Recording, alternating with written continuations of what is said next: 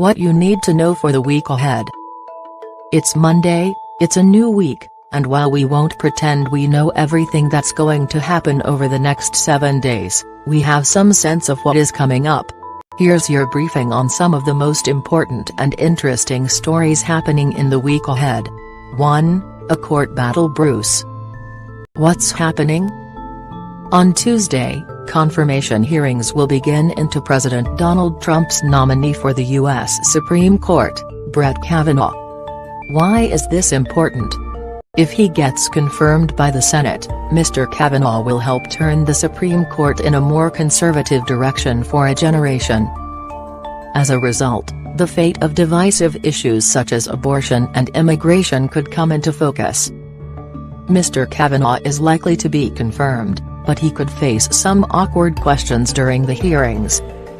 Chief among them is likely to be, would you excuse yourself from ruling on a case involving the president who nominated you to the top court in the land?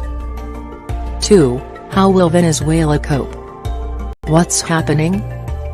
The economy in Venezuela, a country of about 30 million people, is in free fall. Experts warn inflation this year could hit 1 million%. So on Saturday, a new minimum wage, 3,400 times its previous level, came into force to try to help workers.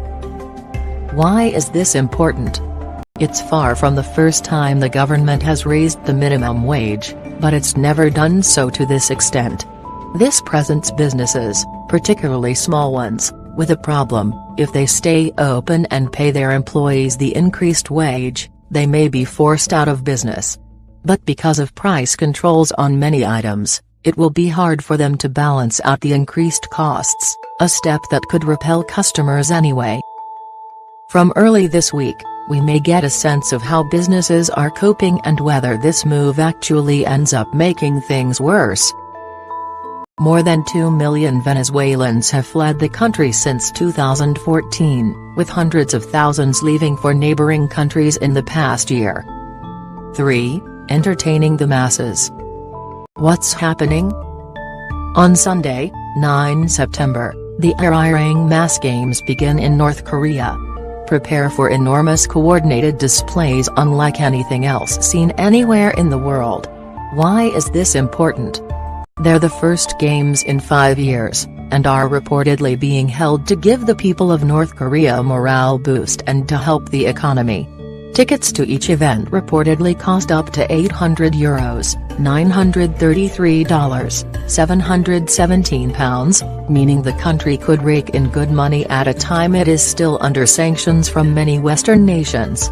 The colorful displays may well be striking, and will no doubt make headlines, but it's important to remember that the UN says that children are forced to take part, or to help in the build-up.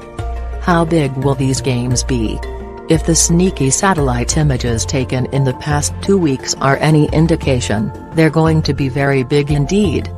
4. A final showdown in Syria. What's happening?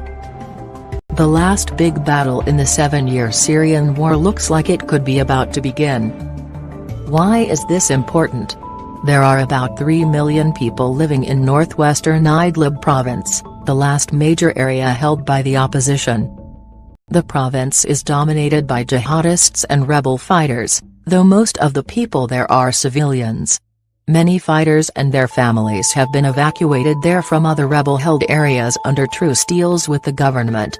A major buildup of the military outside Idlib has already started, and Russia, the Syrian government's ally, has been stepping up its presence nearby in the Mediterranean Sea.